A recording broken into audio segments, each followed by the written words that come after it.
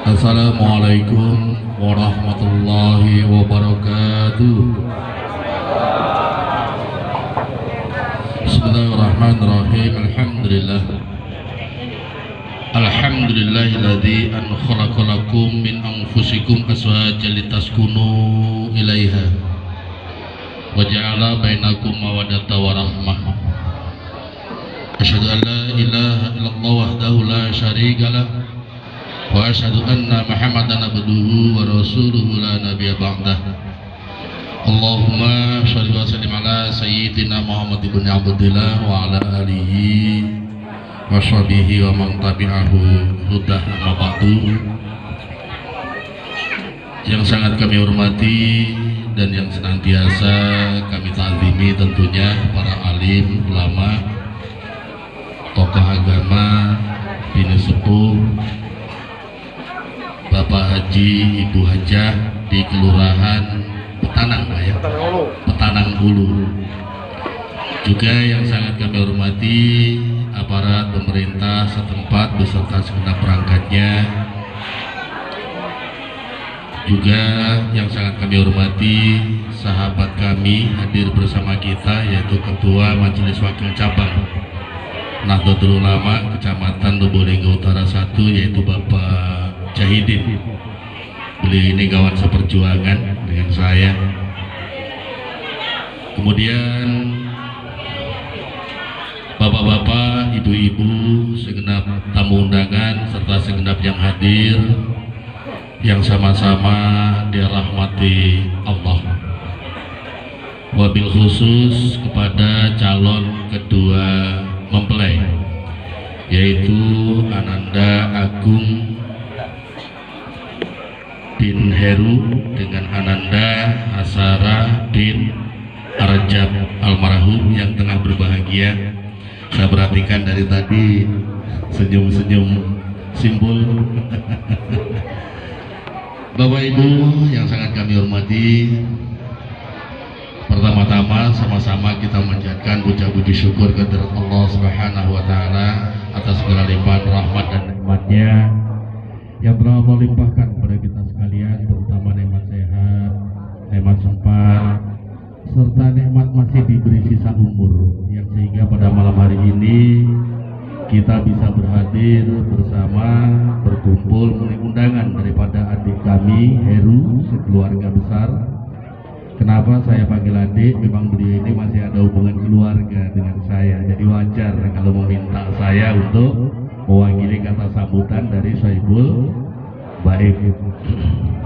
Kemudian sholawat beserta salam sama-sama kita permohon pada Allah Subhanahu wa taala, semoga senantiasa tercurah keribahan Nabi Agung, Nabi akhir zaman Sayyidina Maulana Muhammad sallallahu alaihi wasallam beserta keluarga dan sahabat serta seluruh pengikutnya dari awal hingga akhir zaman yang senantiasa mengikuti syariatnya dengan baik. Dan semoga kita semua, sanak keluarga, famili kita semuanya tanpa terkecuali termasuk umat yang mendapat syafaatnya. Amin. Allahumma amin. Bapak Ibu segenap hadirin, sebelum kami menyampaikan inti tugas yang diamanahkan oleh protokol kepada saya, warga masyarakat Petanang sebagian mungkin sudah tidak asing lagi dengan saya. Banyak diantaranya yang kenal dengan saya karena saya dulu juga sebelum aktif ngurusi Nahdlatul Ulama di Kota Lubulingga dan sebelum aktif ngurusi pondok pesantren di Karangketuan, saya dulu bersama saudara-saudara kami yang ada di Petanang sebagiannya itu dulu sama-sama berkecimpung di proyek. Jadi saya ini dulu aktif, makanya banyak sahabat-sahabat saya yang sepekerjaan dengan saya dulu tahun 2000-an. Dan sekarang dan tahun 2015, 2014 sampai 2019 saya aktif ngurusi NU di Kota Lubulingga sebagai sekretaris. Kemudian pada tahun 2016 bulan Juli sampai sekarang saya sibuk ngurusi pondok pesantren. Dan pondok pesantren yang saya buka di Karangketuan itu unik karena apa? Seluruh santrinya yang seluruhnya mukim tinggal di pondok pesantren pesantren tidak ada satupun yang dipungut biaya, semuanya gratis. Jadi prioritas anak-anak kami yang di pesantren itu adalah anak-anak yatim, piatu, anak-anak putus sekolah dari keluarga yang tidak mampu, memberikan kesempatan dan hak yang sama kepada anak-anak yang lain yang nasibnya lebih baik untuk mendapatkan pendidikan. Maka seluruh santri kami yang mukim di sana semuanya saya gratiskan. Terus biayanya sokong ngendi? Biaya untuk makan, biaya listrik, biaya gaji guru ini dari mana? Alhamdulillah masyarakat khususnya di lingkungan Karangketuan dan sekitarnya dan masyarakat sekitar Lubuk Linggo dan beberapa kabupaten lain pada umumnya sangat support sekali. Mereka berduyun-duyun berdatangan memberikan bantuan untuk biaya keperluan proses belajar mengajar di pondok pesantren kami. Maka kepada warga masyarakat di Petarang Ulu, ya, Petarang Ulu, benar ya.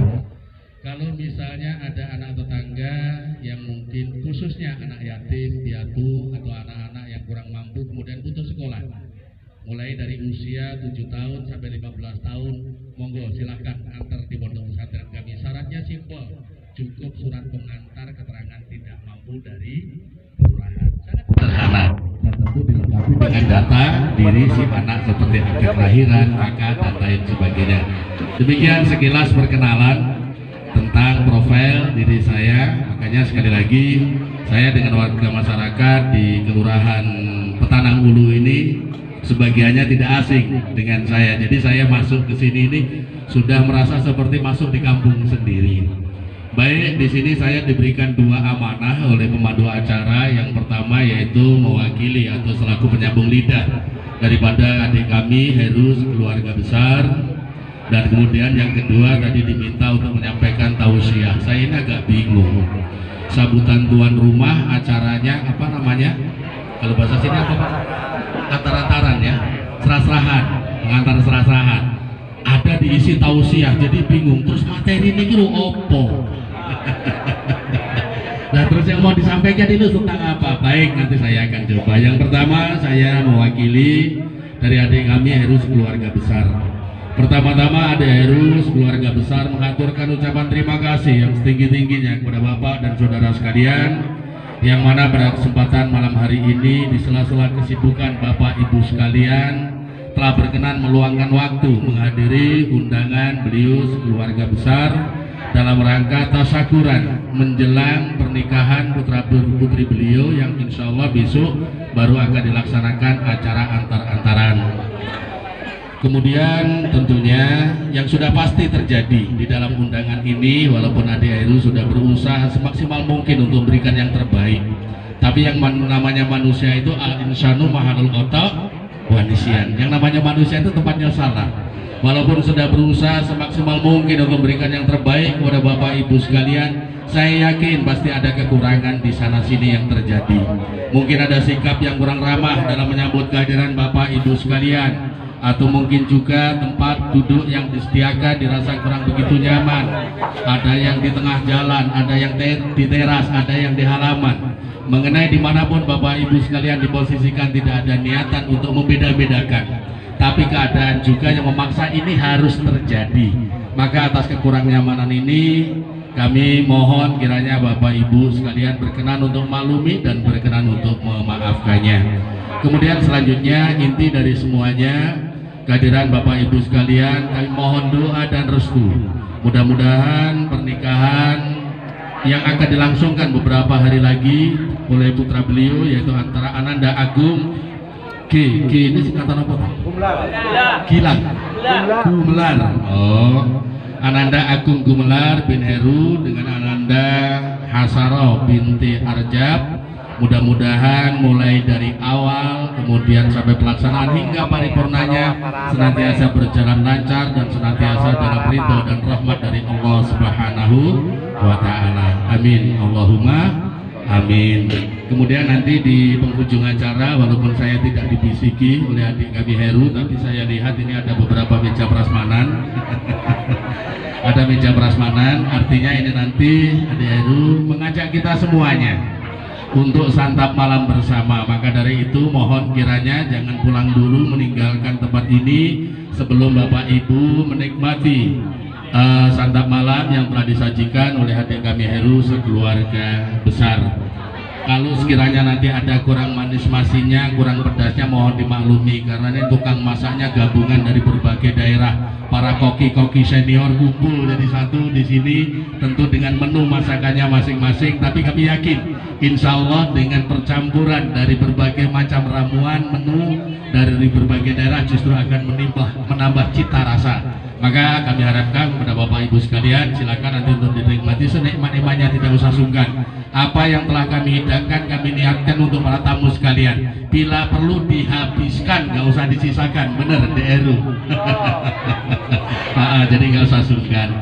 Baik Bapak Ibu sekalian, pada kesempatan kali ini karena tadi diminta untuk menyampaikan tausiah, maka tausiah ini kami sifatnya hanya sekedar memberikan bekal nasihat kepada calon kedua mempelai. Ada sedikit saja, tidak usah lama-lama, mungkin saya ngambil waktu sekitar 15 menit saja karena saya tahu bahwa kalau pantun orang daerah sini ini sudah umum, ikan sepat, ikan gabus, ikan gerucut di penggorengan katanya, makin cepat makin bagus karena perut sudah keroncongan. Aku tahu nih, kalau habis maghrib itu undangan biasanya ada acara makan-makan, kalau kelamuan perut tidak tahan.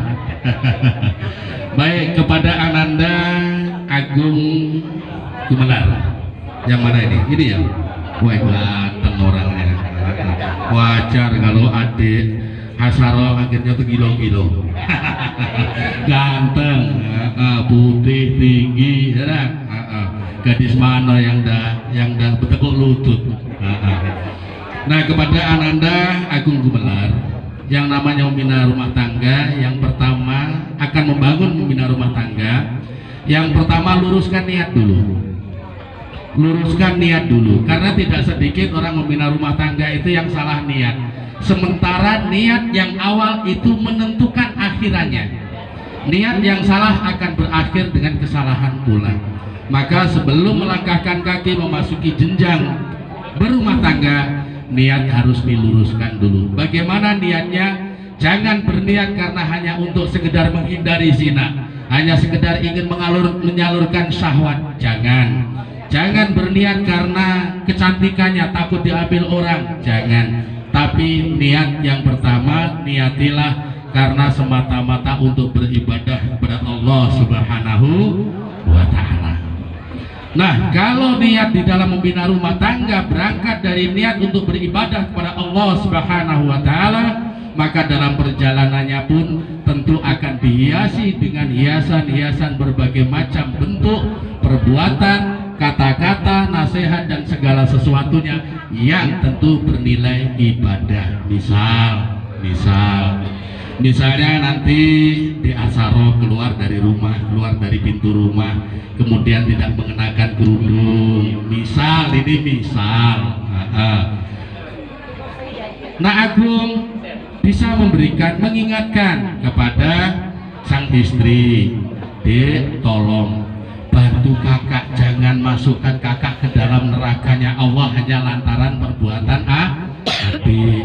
Kalau keluar rumah jangan lepaskan kerudung. Ingat bahwa sehelai rambut seorang wanita itu merupakan aurat yang apabila terbuka dilihat oleh siapa saja yang bukan mahramnya, maka siksa neraka akan menunggu. Siapa yang menanggung, siapa yang dituntut? Suaminya. Nah, ingat nih, hati-hati. Begitu juga sebaliknya kalau berumah tangga niatnya untuk beribadah. Ananda Hasaro sebagai istri nanti bisa mengingatkan dengan niat, tentu mengingatkannya karena Allah Subhanahu wa Ta'ala. Ketika suami pulang ke rumah membawa hasil yang mungkin lebih dari biasanya, yang biasanya seminggu mungkin bergaji 1 juta misalnya, atau 1,5 juta misalnya, kok tiba-tiba pulang-pulang bawa duit 5-10 juta misalnya, perlu ditanya, Kak, ini duit dari mana?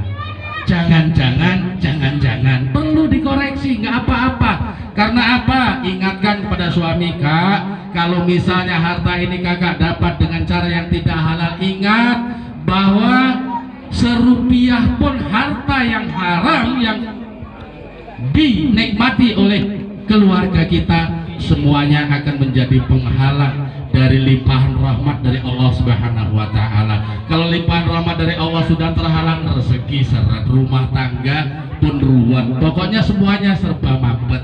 Ingatkan, saling mengingatkan. Jadi yang pertama, niat karena ibadah. Segala sesuatu yang sudah jelas-jelas melanggar daripada ketentuan Allah antara suami istri harus saling mengingatkan. Kemudian yang kedua kepada Ananda Agung Gumelar maupun kepada Ananda Hasaro, bahwa di dalam Al-Quran tadi sudah Pak Sam baca sedikit sebagai muqaddimah, yaitu wa min ayatihi an khalaqalakum min anfusikum azwajan litaskunu ilaiha, bahwa suami dan istri itu diciptakan oleh Allah sebagai pasangan, dan suami istri itu diciptakan dari satu jenis yang sama. Maksudnya satu jenis yang sama bagaimana? Sama-sama manusia. Artinya apa?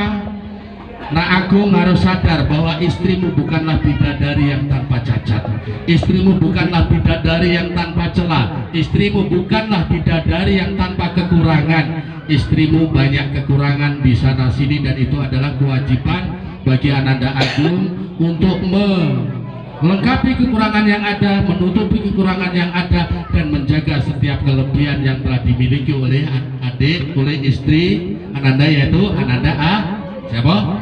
Hasaro. Jadi jangan terlalu menuntut lebih, bahwa yang namanya istri pasti yang namanya manusia itu melakukan kesalahan. Jangan terlalu menuntut pengennya sempurna, karena ingat yang namanya istri itu bukan bidadari yang tanpa celah.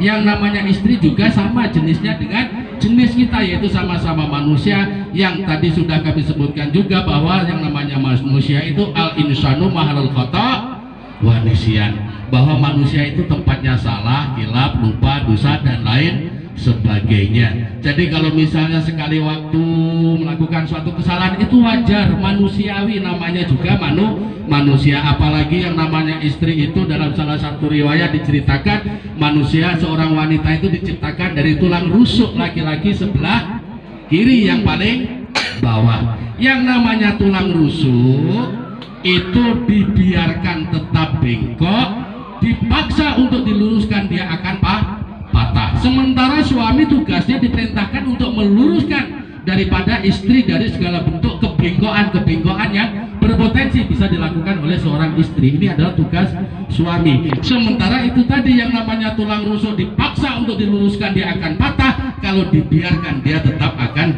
bengkok. Maka sudah sewajarnya kalau seorang suami harus berbekal kekuatan mental dan ilmu yang kuat, yang tangguh, bahwa yang namanya istri sudah menjadi kodratnya. Apalagi yang namanya istri cerewet itu memang sudah kodratnya. Wanita itu suka ngoceh, suka ngomel, itu wis kodratnya wong wedok. Iya. Kalau kata Pak Anwar Zaid itu katanya kebenarannya wallahu alam, katanya wanita itu dulu aslinya punya kumis, katanya. Karena sering cerewet akhirnya kumisnya pada protol, akhirnya wanita nggak punya kumis karena wanita cerewet. Tapi intinya wanita itu yang namanya banyak ngomong, banyak cerita, suka ngomel, itu memang sudah kodratnya, dan itu tugas seorang suami. Kemudian yang berikutnya, bahwa untuk Ananda Hasaro juga sama, bahwa suami Ananda yaitu Mas Bagus Agung Gumelar binti Heru itu juga manusia dari jenis Ananda, sama-sama sebagai manusia. Bahwa Ananda Agung bukanlah seorang malaikat yang tanpa celah, Ananda Agung bukanlah malaikat yang tanpa noda.